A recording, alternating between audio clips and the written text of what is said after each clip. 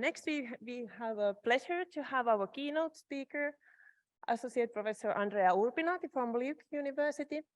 And he's really a rising star of circular economy business research. You are really active publisher, and you are really heavily cited and also collaborating with companies. So we are really happy that you can share all the insights that you have gained during your studies and also collaborate with companies. So please welcome, and stage is yours. Hi, everybody. Thanks a lot, Lina. I told you to stay easy with the presentation because you create expectations that I don't know if I will be able to satisfy to the audience.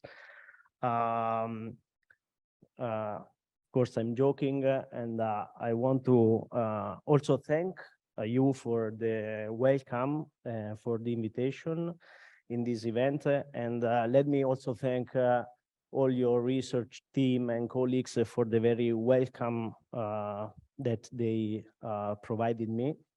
I spent very good days this period during my visiting here in Finland. My presentation is on the role of, the role that circular economy is playing for companies, and how this approach is affecting the way companies, especially established ones, are redesigning their business model. I will provide you in this keynote, my journey into this area, because I started more or less 7 years ago to deal with this topic. And you will see during the presentation, it is a journey, because we started with the specific focus, and then we moved beyond this focus. I come from this university, the LIUC. It is a small private university in Italy, close to Milan. And you know, it is an interesting university because it was funded by entrepreneurs more or less 30 years ago. So we are very close to the words of companies, and especially small, medium enterprise companies. I am there since 2018, because first I did my PhD management engineering at the Politecnico University of Milan, where I still continue working and collaborating with my research group, the older one. Indeed, I am still extended faculty member at the Business School of Politecnico of Milan, and I am in charge of managing this Center on Technological Innovation and Circular Economy at LIUC Business School. I have an active role, I would say, very few words about what I'm doing in the scientific community. So I am associate editor of several international scientific journals dealing with innovation, circular economy, and sustainability topics. I'm also, I guest edited, and I'm still guest editing special issue call for papers and journals. A couple of them are still open, so you are welcome to submit your research if you have. And I joined this new International Society for Circular Economy when it was born a few years ago, because I think that the fact that the circular economy is becoming a relevant topic is also due to the fact that an international society was established around this topic. Now, let's start with the content of my presentation. As I told you, when I started this journey, more or less 7 years ago, I started with a colleague of mine from Politecnico University of Milan, Davide Chieroni, is a full professor there, to understand how the circular economy topic is affecting how companies design their business model. And I don't know if it was a simply way, but in a very simple way, we went into the website of the Ellen MacArthur Foundation. You know, the Ellen MacArthur Foundation is the most famous international organization which is aimed at disseminating worldwide the circular economy principles. And we saw that all the companies in that period, there were more or less 80 companies listed present within the website of the Ellen MacArthur Foundation, and all of these companies declared to be circular. All of these companies. So the question that we asked ourselves was, but are all these companies circular in the same way? So this was the question that gave us, I would say, the push for starting this research. So we started first to taking into account the company as a unit of analysis and how the companies design their business model. And of course, we, as you know, we took into account the dimensions, I would say the business model concept and the dimensions of the business models, or the dimension that better explain how a business model can be designed. So we focused on the value network dimension, so how companies create their value propositions, leveraging researches, activities, relationship with key partners, and how the value proposition created is transferred to the customers, and how this allows to generate money. What we did was to analyze the business model of each company presented in the Ellen MacArthur Foundation website. And we, of course, in order to analyze, I would say, the business model of these companies, we had to define I would say, criteria for analyzing the business model of this company. So what we did was to characterize in some way the dimensions of the business model by looking into the managerial practices, the actions that managers may implement for designing a circular business model. So the actions that companies can implement to create a circular product, so a circular value proposition, starting from energy efficiency intervention in their production lines, shifting from there to the materials used in the production process, from there to the design for redesigning practices, so the design for reuse, refurbish, remanufacturing, and et cetera, till I would say a combination of all of these practices to increase, I would say, the circularity degree of the value network dimension. We did the same for the other dimensions, so the customer value proposition and interface. In this dimension, you know, companies have to leverage on promotional and communicational activity to transfer effectively the value proposition to customers. And you know, in a circular economy transition, there are new revenue models that have to be taken into account. No? So the shift is from the sale of a single product that happens in traditional linear economy to pay-per-use or pay-per-performance model. And using these practices as a criteria of characterization of the business model, we got that the companies in the Ellen MacArthur Foundation website were circular, but not circular in the same way. So we came out with a first taxonomy. I think this was among the first one taxonomy of circular business model in scientific research. And we have seen, we saw that these companies were circular in different way.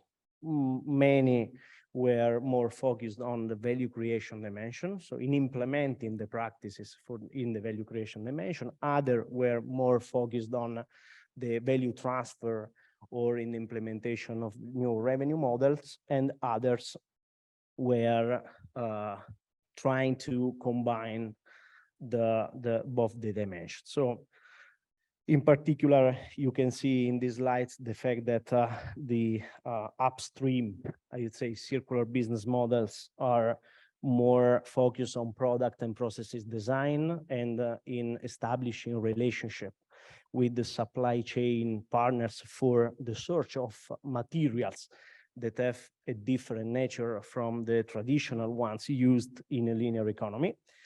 And the advantage of implementing a circular economy for this company is on the cost efficiency and better resource consumption. On the other side, the downstream circular business models leverage the market acceptance of pay-per-use and pay-per-performance models. So here the idea is that to enhance the extended producer responsibility in some way. Okay, so letting the property on the product on the producer and let the customer be just a user and no more a buyer, okay, of the product.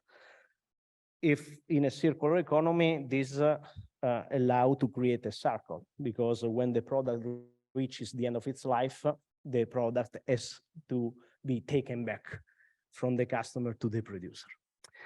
And finally, full circular business models, as I already anticipated before, are companies that try to leverage both the practices belonging to both the dimension of the business model. The interesting results that came out from this research is not only related, of course, from my perspective on the taxonomy, but the fact that we did not analyze the context within which these business models were designed.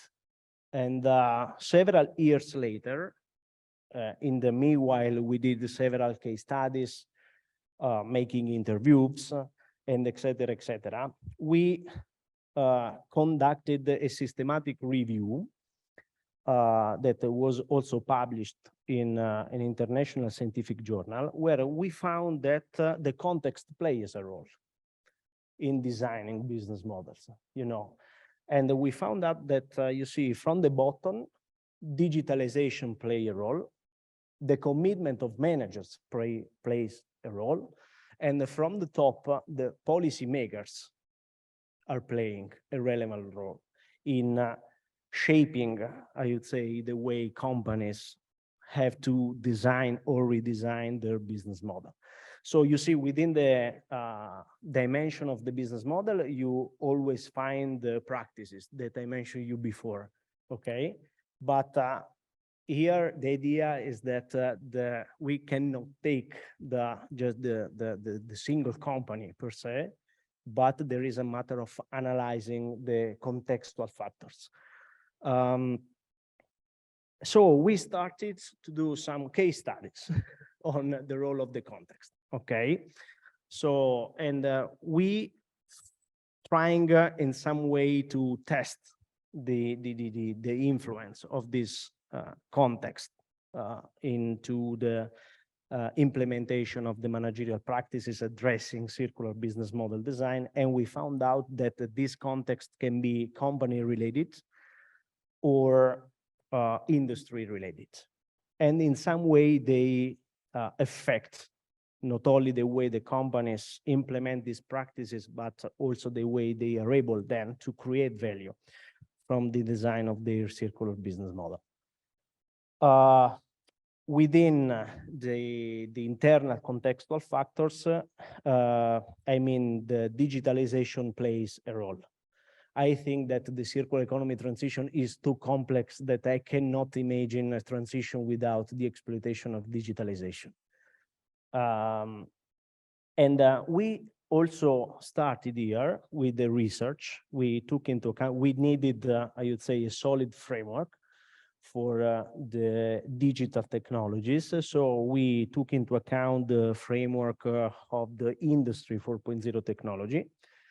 And trying to assess the relationship between the Industry 4.0 technology and circular economy. And we have seen that there are two ways of studying this relationship. The first is that there are papers in scientific research that in a sort of direct way analyze how the technologies affect circular economy.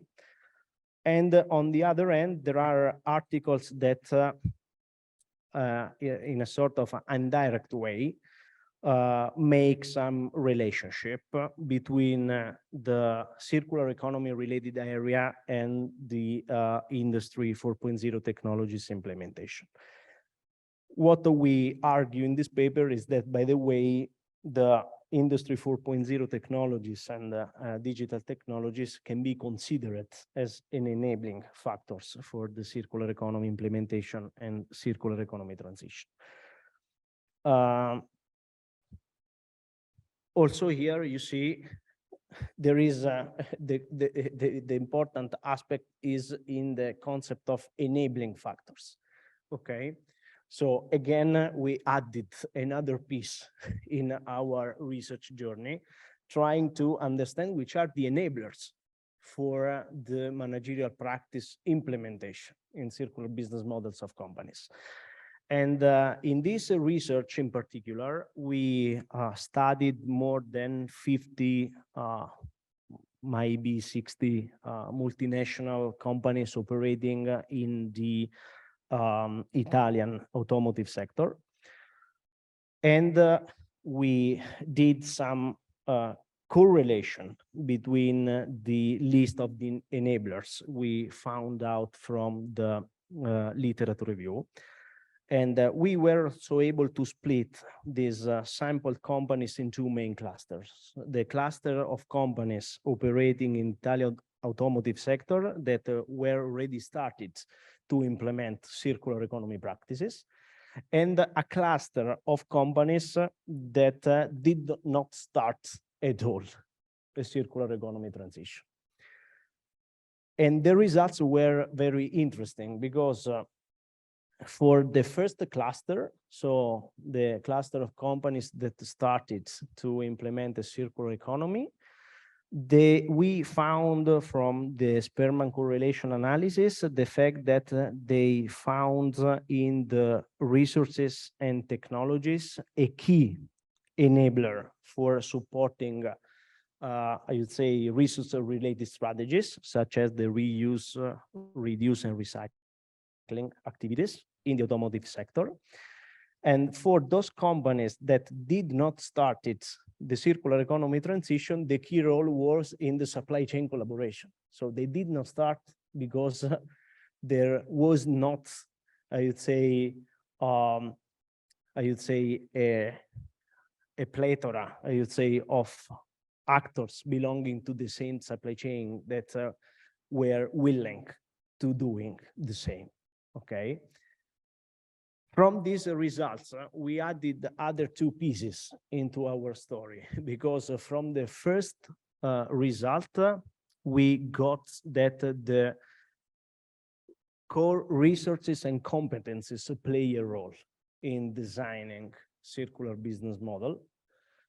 So we shift a bit our focus from not only the practices that companies may implement, but which are the enablers that allow companies to implement these practices. And we also came out with this visual, I would say, framework that, as you can see, tries to relate the typologies of resources and competencies with the several practices within each business model dimension of a circular business model. And you see that this is a forthcoming chapter in a book also edited by Professor Enrique Sterros. And you see that there are several typologies of resources, physical, human, and digital, either or competencies, technical, technological, and soft ones that play a role in enabling, I would say, the implementation of one or another practice. The second result of the previous paper, so the fact that supply chain collaboration play a role in shaping the design of circular business model of companies, gave us the possibility to shift our focus. As I told you, we started with the micro level of analysis. We shift from the micro one to the meso to understand the role played by supply chain actors. So so now I'm currently looking into the intersection, I would say, of these two perspectives, the micro one and the meso one. So a first contribution in scientific research was related with the enabling role of collaborations. Here we conducted the case study analysis of an Italian company that was awarded by the European Commission in 2019 as the best business model in the rural area. And here you can see that not only the business model that the company has created, but also the relevance of the collaboration for let the business model work effectively. This is an agro-energy company that takes that has established an energy production plant. This energy production plant is charged by olive tree prunings, so biomass in some way. The energy produced by the plant is used in 3 different ways. The first way is a part of the energy is used for self-supplied, the plant itself. Another part is introduced into the municipality of the place within which the company operates, and another part is used to charge a biopallet plant. The interesting aspect is that I would say the waste in some way that result from the production of the biopallet plant are ashes that are used as fertilizers for the olive tree.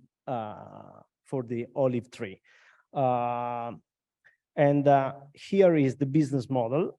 And you see also the role of the collaboration, because the companies has to collaborate with the biopellet production plant, has to collaborate with the municipality of Calimera. And the company has also designed a platform, which is the Linea 1 here, that tries to effectively manage the demand and the offer between the supply of the olive tree prunings with the needs of the energy production plant. So we went ahead with exploring the intersection between the micro and the meso level. And this was a joint, I would say, contribution. This is a contribution resulting, from a joint, I would say, collaboration with Tampere University and in particular with Lena. And we have seen that in designing business models, companies have to implement managerial practices. And the implementation of the managerial practices, it depends on the kind of the practices that you are implementing. You can address circular supply chain objectives. And the circular supply chain objectives are represented in this slide by the closing, slowing, and narrowing of material flows. So the idea with this paper is that for designing a circular business model, you address circular supply chain objectives. For designing a circular business model, you need supply chain collaboration. More are the supply chain collaboration you establish, more are the circular business models that can be designed within a supply chain. And we started with this. This was our first collaboration, and we got an acceptance in industrial marketing management. So we started in a very good way, at least from my perspective, in our joint collaboration. Of course, I reported some cases of Italian companies that are doing circular economy in some way. You maybe know Aquafil, which is also a supplier of Deso, multinational company that realizes carpets and has designed a very interesting circular business model. I also used the case of Deso in MBA programs. And Aquafil has created this product. Econil is 100% regenerated and regenerable nylon. Another interesting case is Coima, which is circular real estate companies that used cradle-to-cradle materials. The ERA Group is a multinational utility company operating in Italy in the field of water management. And in particular, the company started a program for the recovery and valorization of the water. And then we have Autogrill, which is in charge of creating new material from coffee waste. Till now, I try to stress a bit, not only highlight the journey, okay, that I conducted till now. So starting from the micro level and shifting from there to the meso level, but also to emphasize some solutions that can be exploited by companies, the managerial practices within their business model dimensions, the supply chain collaboration. There are some enabling factors that help companies in doing the transition. There are also some opportunities that come from the industry related contextual factors, external contextual factors. For example, the policymakers. In Europe, for example, we have seen that there were recently established some regulation that try to address in some way the circular economy principles, and that are trying to support to give, I would say, a guideline for companies in starting thinking about circular economy implementation.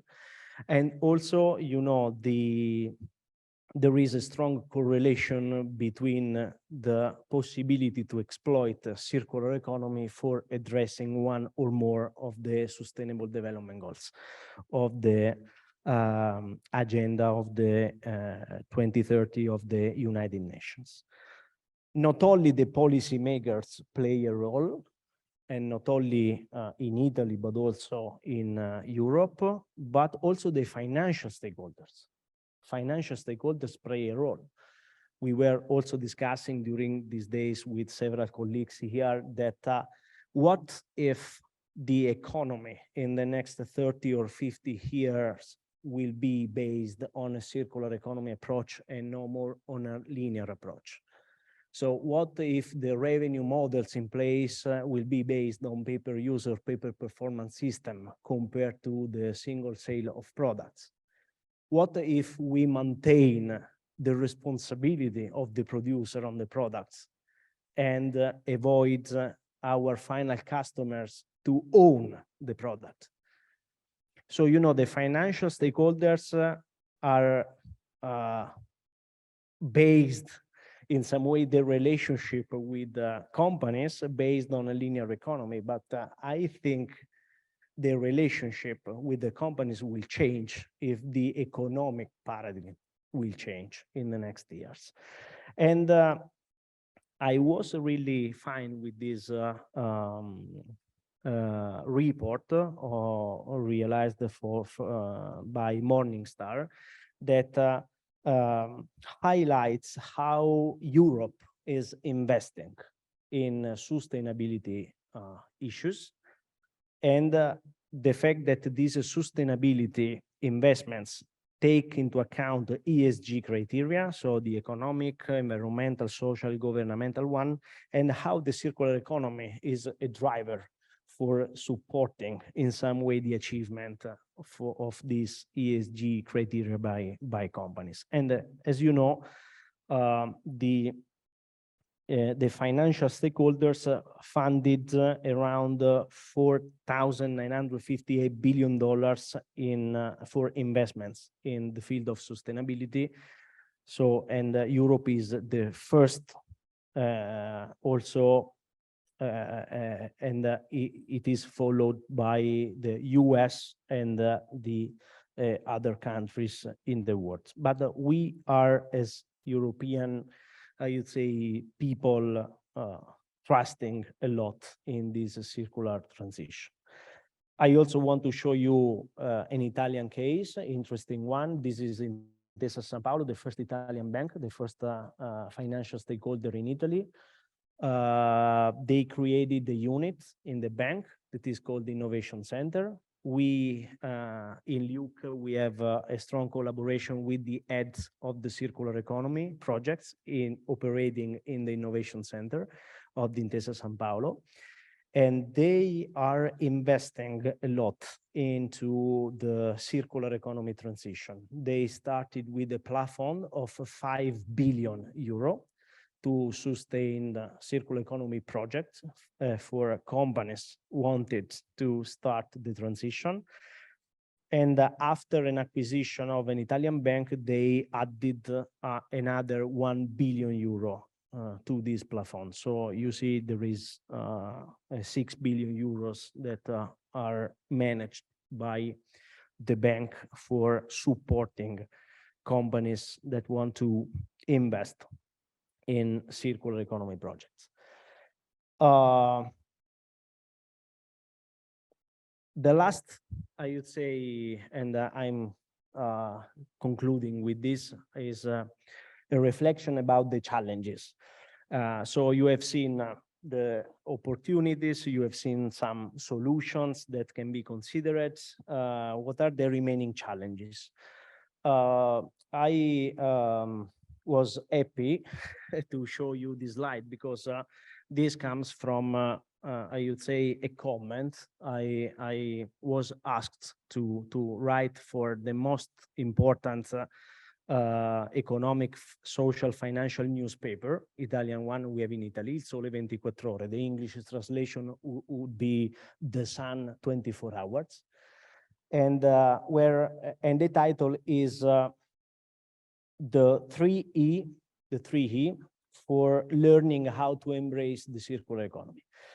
So I try to synthesize in these 3E the challenges that, from my perspective, we will have in the next future when dealing with circular economy, circular business models, circular supply chains. The first is a reflection. We have to overcome the linear economy, for sure. And how we can overcome the linear economy? The first is we have to raise awareness, not only to consumers or customers, but to all the players, I mean, that want to embrace this transition. So the first E is represented by the word evangelization in some way. This word was already used by a colleague of mine in an article published in 2017 in Harvard Business Review Italia, Davide Settembre Blondo. Maybe you have already heard about him. But to explain the circular marketing mix, the shift from a traditional marketing mix to a circular marketing mix. But reading that article from me, this word was just relegated with the final consumer, while I think that all the players in the system should be evangelized in some way for doing this transition. The second point, the second reflection, the second challenge is related about the fact that circular economy is an economy. Is an economy. Many of the studies, and trust me, are focused on how to create the circles. I'm fine with the circles, okay?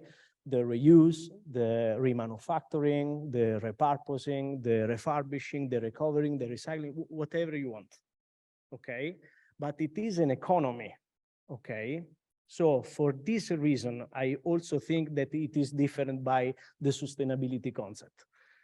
Because still in a linear economy, we can implement sustainability practices, okay? But here, we have to be sustainable by design. We have to redesign completely the economic system, okay? So the fact that the circular economy is, first of all, an economy and not only, I would say, an approach that aims to create the circle. I think the second word that I highlight was the economic value. We have to let the business models of companies be economically sustainable over time. If the business models are not sustainable, please do not implement a circular economy. Okay. The third one, and this comes from my latest, research I'm conducted with Lena, but also with other colleagues operating in the supply chain management field, is that there is no circular transition without collaboration or without cooperation. So companies per se cannot do the transition. Maybe they will do, but they will take 200 years, right? But we have standards that we have to reach in the next 10 years, in the next 20 years, in the next 30 years. So from here to the next 2030 or 2050. So at least from my perspective, there is no a circular transition without cooperation. So the third E is the E of the ecosystem, okay? So we have to create, I would say, a systematic, I would say, perspective, okay, that embraces in some way all the players that want to embrace this transition. And I think we have really to stress the fact that in doing circular economy, in designing business model, in designing circular supply chain, we have to always think systematically in some way and do not let the ecosystem apart, but always reflected in terms of ecosystem. So for me, these are the maybe there will be other challenges, but at least from my perspective, these are the main challenges we will have to take into account in the next future if we want to do the transition in an effective way and respecting also the standards gave us by the policymaker. With these slides, I may conclude my keynote, and I hope you enjoyed to listen myself. And here you are my contact if you want to share with me your insights, experience. I am more available. And thank you again for the invitation.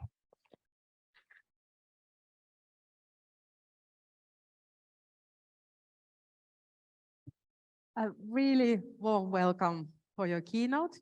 And now I have the privilege to ask to comment our company representative, Satu Kaivonen from CGI, if you would like to come here, and let's stay here together. After Satu's comments, there is possibility for the audience also to ask, and also the online audience. You can be there. Yes. Okay. Thank you so much, Dr. Urbinati. Excellent presentation, really interesting points. Some visualizations that I actually myself hasn't seen before. Really interesting. And just, a summary that came from your presentation was really the criteria to analyze the business models definitely really important. Interesting that you had the managerial actions there highlighted, that that's where you started it. And the initial taxonomy was really fantastic, really fantastic. And like you said, the producer responsibility is something that we need to address. That's one key here. And the managerial practice implementation and how to do that. And something that we also in the companies have found really important is the core competencies. That's where it really starts. And the final thing is really the challenges, and that it really is an economy. So it really has to make business sense. Indeed. So I have a few questions here for you. Starting off with maybe this one. You were discussing about the taxonomy. Maybe you can have the slide up here with the four fields.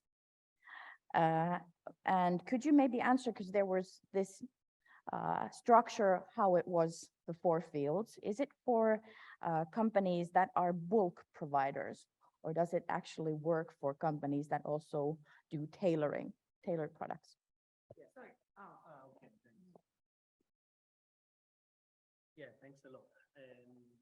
Yeah, consider that in developing this taxonomy, we went into the Ellen MacArthur Foundation websites, and we took into account all the companies that were present in the April 2017 in the website, and they were not just industrial companies, but also service companies. So also the message in some way that the taxonomy says is that more you are industrial one, more you are upstream in some way, more you are a service company, more you are downstream. Also because, you know, downstream companies, for example, can be platforms that do not own the assets for example, implementing redesign practices, but they can match the demand and the offer between industrial companies that have the assets for doing the redesign practice. So we try to, we given the sample of companies we had, we elaborated this taxonomy considering not only, I would say, industrial companies, but also service ones. Yeah. Maybe continuing on that. So on the four fields, one was called full circular. And there was upstream and there was downstream. Yeah. Was the idea there that the companies, you know, land on different kind of, these different kind of fields? Or do you and your research actually suggest that we all need to move to the full circular one? This is a very good point.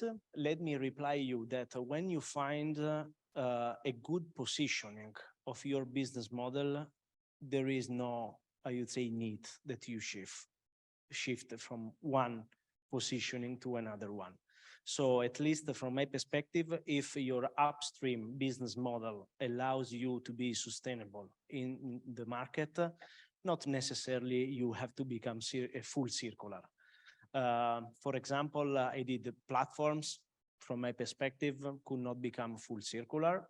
They are fine where they are. Another interesting case is the case of Renault. Maybe you know, it is a European automotive company. Renault is characterized by an upstream circular business model. It is a sustainable. For Renault, the focus is still on product and process redesign. No matter to communicate extensively the fact that the company implements circular economy principles, Renault is fine where it is. Its business model is sustainable. Just if you find the possibility to increase the economic sustainability of your business model, try to shift from your current positioning to the other one. Interesting, thanks. Then there was this point that you made several times about the supply chain collaboration being one of the biggest keys. And coming kind of from the business point of view, companies don't like to lock down to certain suppliers. But how do you see this? Is this a problem for this kind of a model where we still want to increase the circularity, but keep our options open. I mean, I provide you a concrete example.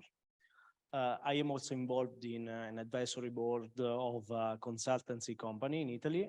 And so I also do several consultancy projects.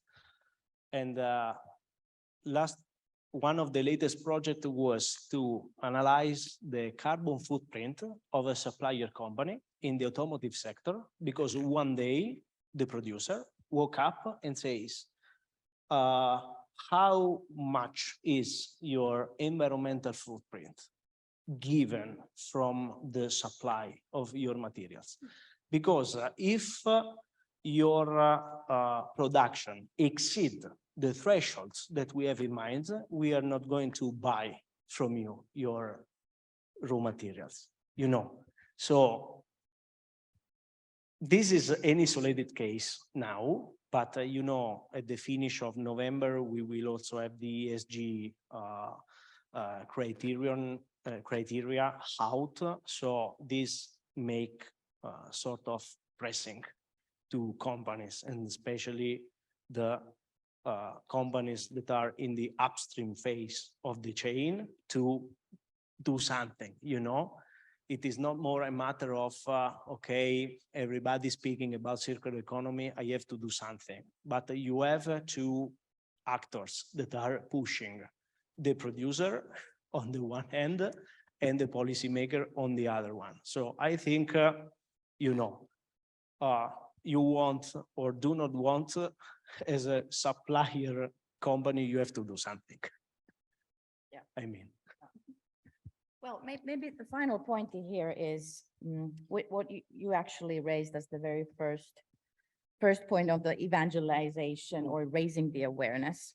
So did you see throughout your research how the customer value has been conveyed? How was it communicated from these companies to their customers, and getting the whole value chain included? Did you see that? Do you want to give an example on that? Yeah, I mean, we have to, I mean, especially this is true in the business to consumer market, because, you know, I mean, if we really want to close the cycle, we have to, I do not say limit the possibility for the final consumer to decide for the end of the product. Also here we enter into ethical aspects that I do not want to manage, but extending the producer responsibility implies that we limit the ownership of the product for the final consumer. And we have to create an experience of consumption in some way. So most of the companies that implement circular economy try to involve a lot the consumer in their circular economy initiatives. They try to emphasize the fact that although you are buying a product that is made with the recycled materials, it is, however, a good product that you can buy. And so you have to create in some way an experience of consumption. If we are able to create as companies or businesses this experience of consumption, also the consumer will be more aware about the need of this transition. Yeah. Oh, thank you so much. Okay. Yeah. Thank you. Okay. Thanks. Thank you. Thank you so much, Satu. And now I still like to keep you here on stage and allow the audience or the online audience to ask questions if there are any. Yes, we have a question here.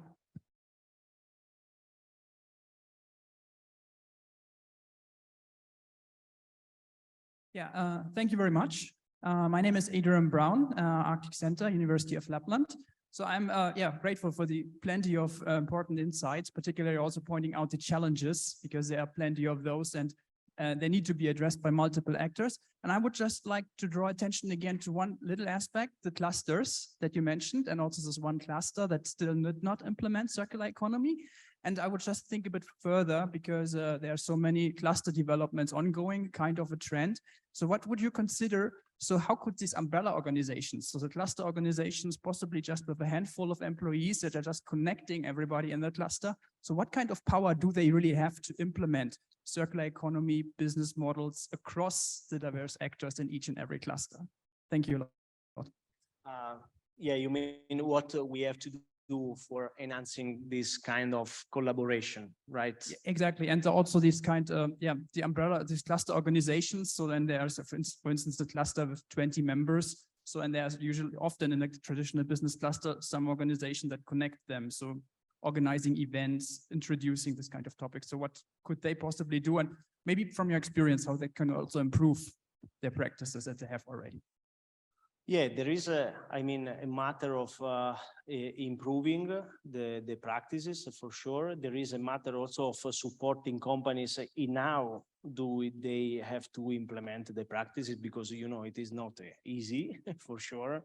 Also rethinking all the, for example, your production processes that in a circular economy have to consider materials that have, for example, a different nature from the linear ones.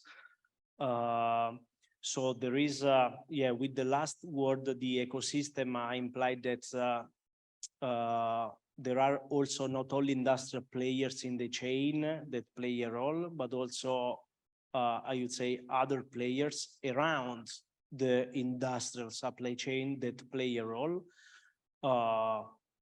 Competence centers, research centers, university associations that can, I would say,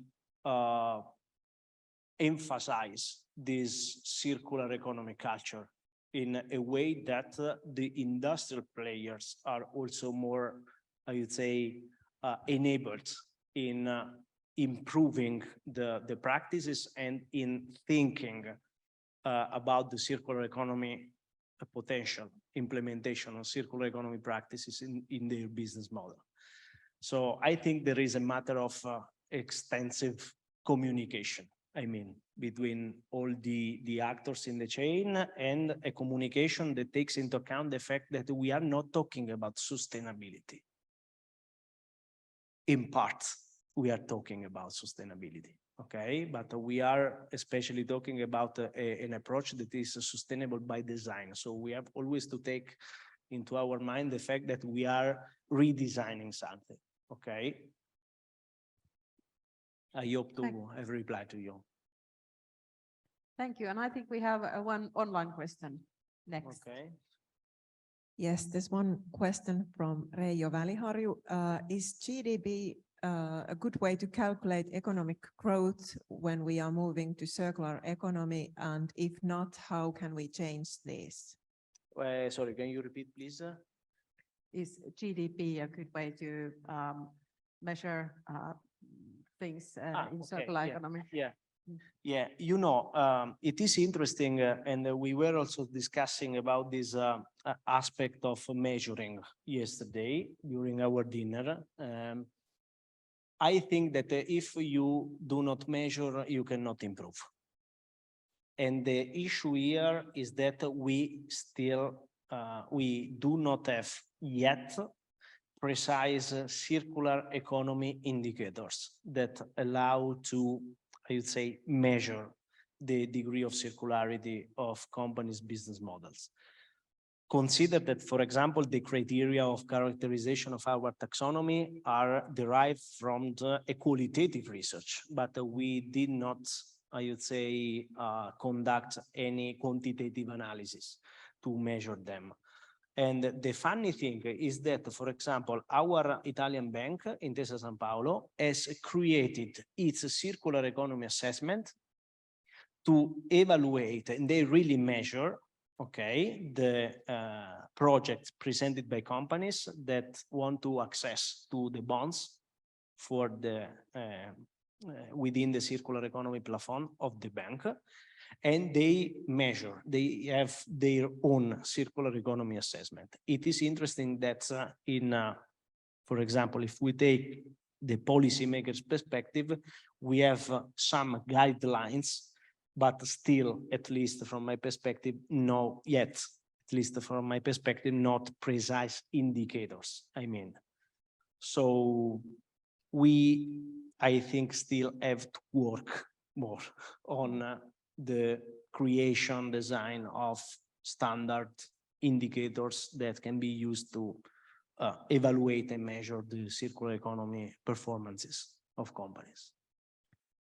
Thank you so much, and a set of applause again. Thank you, Andrea. Thanks.